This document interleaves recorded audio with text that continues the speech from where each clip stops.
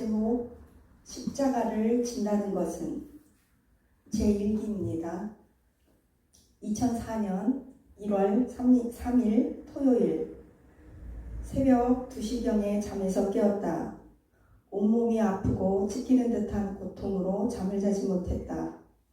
일어나서 기도하고 성경을 읽을 수 있도록 도와달라고 예수님께 진심으로 간구했다.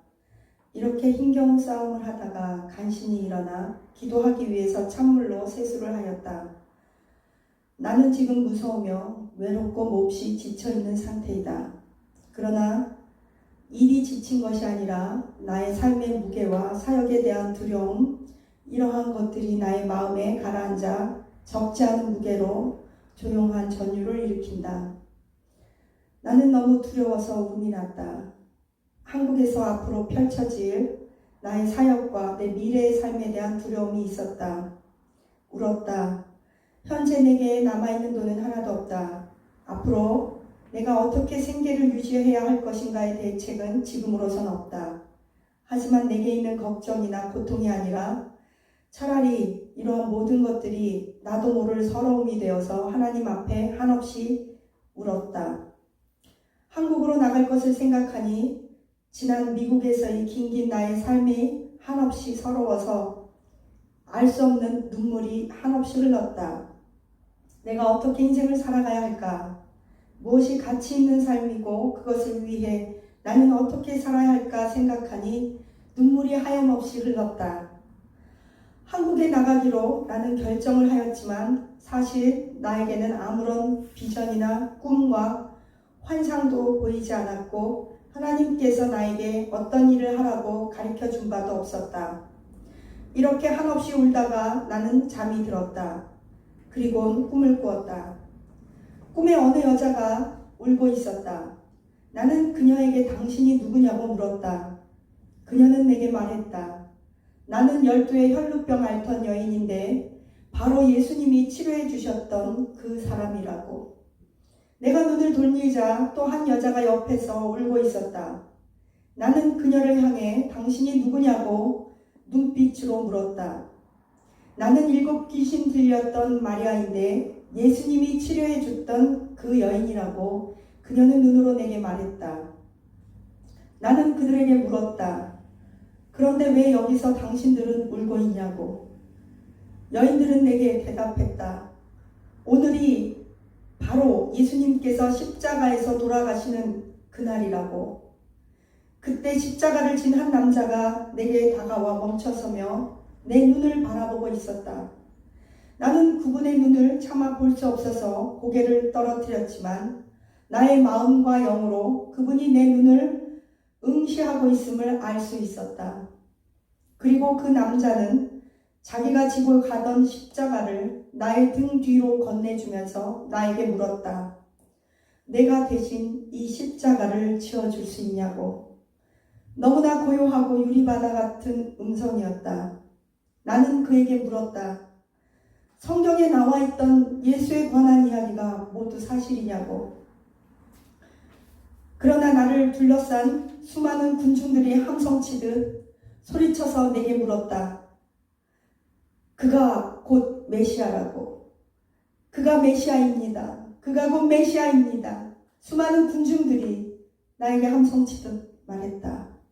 그리고 나는 내 등 뒤에 메어진 커다란 십자가를 지고 뒤돌아가려는 바로 그 순간 내 등 뒤에 있던 그 십자가가 어느새 커다란 지구본으로 바뀌어 있었고 서서히 암흑 속 어디론가 사라지려고 하였다.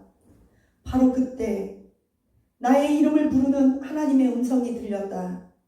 에밀리, 아버지가 나를 사랑한 것 같이 나도 너를 사랑하였으니 나의 사랑 안에 거하라. 사랑은 모든 것을 이기느니라. 나는 절규했다. 오 주여, 나는 믿습니다. 하나님이 나의 인생을 이끄시고 주관하시며 나를 훈련시키고 계심을 나는 믿습니다. 나는 믿습니다. 내가 모든 것을 잃어버림으로써 더욱더 당신께 헌신의 자리로 나아가게 될 수 있다는 것을 믿습니다. 수없이 많은 내 인생의 어려움과 고난을 통해 당신은 언제나 제게 언약의 말씀으로 찾아와 주시고 나를 가르쳐 주셨습니다. 사랑의 헌신만이 모든 것을 극복할 수 있으며 이것이 그리스도의 십자가의 본질이라는 것을, 당신의 언약을 저는 이제 믿습니다. 오 주여, 당신의 은혜와 진리로 나를 붙잡아 주옵소서. 골고다 언덕까지 사랑의 십자가를 내가 능히 지고 갈 수 있도록 도와주시옵소서. 눈물이 가슴을 타고 심장을 적셔 녹인다. 제가 한국을 나오게 된 것은 2004년 8월 달이었습니다. 그때 제가 젊어서부터 거의 일평생 저를 훈련시키신 담임 목사님께서 대장암으로 쓰러지셨을 때 한국에 선교를 깨우는 교회를 세워야 한다고 말씀하셨습니다. 그리고 저는 한국에 가서 제가 무엇을 할 수 있을지, 어떻게 먹고 살 수 있을지 알지를 못했습니다. 저는 재미교포로서 미국 시민권자입니다. 어려서 초등학교, 중학교를 졸업하고 미국으로 전 가족이 이민을 갔습니다. 그리고 그곳에서 모든 공부를 하고 이제 자리 잡고 안정되게 살려고 할 때 하나님께서는 어떤 이유에서든지 간에 저를 한국으로 보내셨습니다. 저는 선교사의 신분으로 한국을 오게 되었고 한국에서 사역을 하고 있습니다. 그런데 제가 한국을 떠나오기 전에 하나님께서는 저에게 너를 통해서 큰 민족을 이루겠다, 너를 통해 큰 일을 이루겠다, 한국 교회의 부흥을 이루겠다, 이런 말씀도 하시지 않으셨습니다. 단지 하나님은 저를 모든 환경과 제가 섬기던 담임 목사님을 통해서, 그리고 꿈속에서 말씀을 통해, 제가 신학교 공부할 때 믿고 따르고 존경했던 교수님과 스승님들을 통해서 제가 한국으로 마치 밀려오듯이 저는 오게 되었습니다. 그러나 그것이 그냥 등 떠밀려서 온 것이 아니라 하나님의 섭리와 계획 가운데 있음을 저는 이미 알고 믿고 있습니다. 때로는 십자가를 진다는 것은 하나님께서 미리 다 알려주고 모세처럼 그렇게 시작할 수도 있습니다. 하나님이 모세를 호렙산에서 부르셨을 때 이런 일이 있을 것이다, 바로가 보내주지 않을 것이다, 이스라엘 백성들을 이끌고 가나안으로 가라, 이렇게 다 말씀하시고 부르신 사람도 있겠지만 저의 경우엔 그렇지 않았습니다.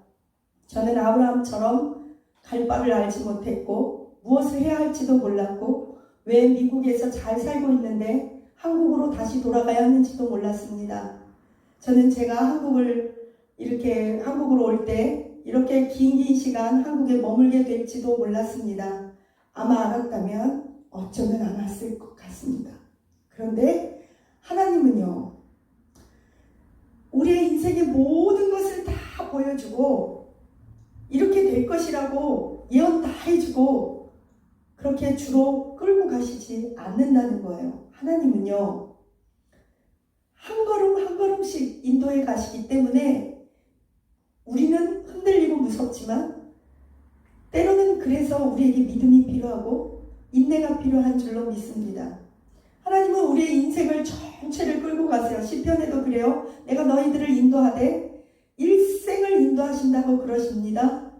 그런데 하나님은요, 일생에 우리의 모든 일들을 드라마처럼 다 미리 예고편을 보여주고 가시지 않고요, 한 걸음 한 걸음 한 걸음 믿음으로 뛰고 나면 그 다음이 열리고, 또 뛰고 나면 문제가 보이고, 극복하고 나면 믿음이 생기고, 다시 또 한 걸음 뛰고 나면 환경이 열리고, 그래서 다시 자존감을 이렇게 높여주시고 자신감을 갖게 하고요.